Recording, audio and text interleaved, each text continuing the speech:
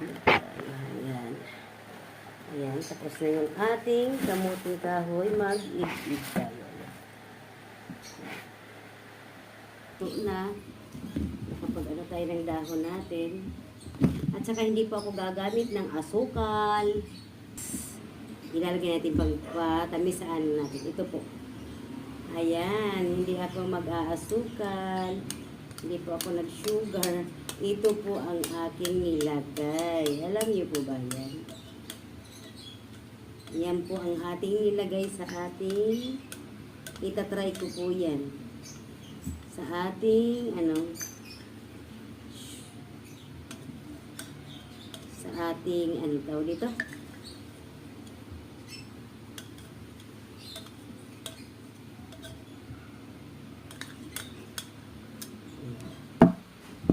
Siyempre, halo-halohin natin.